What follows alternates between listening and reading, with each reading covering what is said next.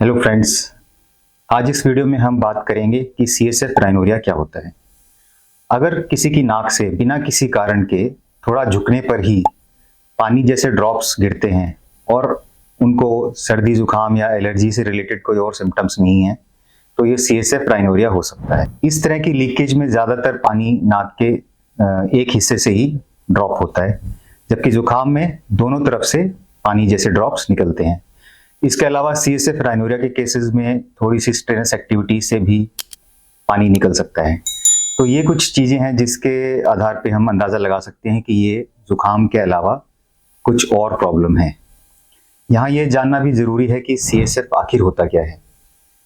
Actually CSF हमारे brain में ही circulate होने वाला एक फ्लूइड होता है जो ब्रेन को न्यूट्रिशन प्रोवाइड करता है, साथ ही साथ वेस्ट मटेरियल निकालने का भी ये काम करता है।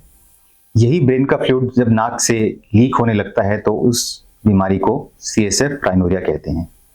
एक्चुअली हमारे ब्रेन और नाक के बीच में एक हड्डी होती है जिसे क्रिब्रिफॉर्म प्लेट कहते हैं। इस प्लेट में किसी चोट के कारण या कभी कभी बिना किसी कारण के भी अगर कोई होल बन जाता है तो उस होल से ब्रेन का फ्लूइड नाक से लीक होने लगता है और ये कभी कभी काफ़ी गंभीर सिचुएशन हो सकती है। अगर ये लीक लगातार चलता रहता है तो पेशेंट को मेनिंजाइटिस या ब्रेन का इन्फेक्शन हो सकता है और कभी कभी ये कंडीशन जानलेवा भी हो सकती है। अब बात आती है कि CSF राइनोरिया के डायग्नोसिस को कंफर्म कैसे करें। CSF राइनोरिया को कंफर्म करने के लिए कुछ टेस्ट होते हैं, CSF के ही टेस्ट होते हैं, जैसे बीटा-2 ट्रांसपेरेंट टेस्ट और बीटा ट्रेस प्रोटीन टेस्ट, जिससे ये कंफर्म हो जाता है कि ये नाक का पानी नहीं है, ये CSF ही है। इसके अलावा MR सिस्टर्नोग्राफी और CT सिस्टर्नोग्राफी से हम साइट ऑफ लीकेज कंफर्म कर सकते हैं कि बोन में किस जगह पर एक्चुअली होल बन गया है जहां से CSF लीक हो रहा है।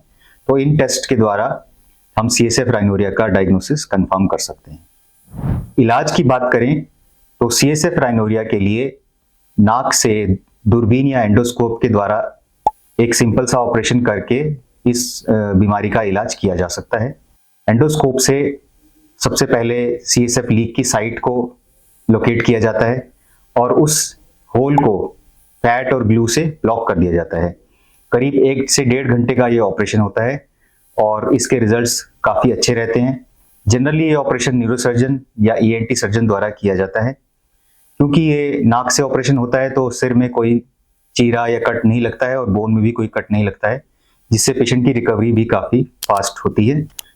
अगर आपको या आपके परिवार में इस तरह की किसी को भी तकलीफ है तो नीचे दिए गए नंबर पर आप हमें कांटेक्ट कर सकते हैं। धन्यवाद।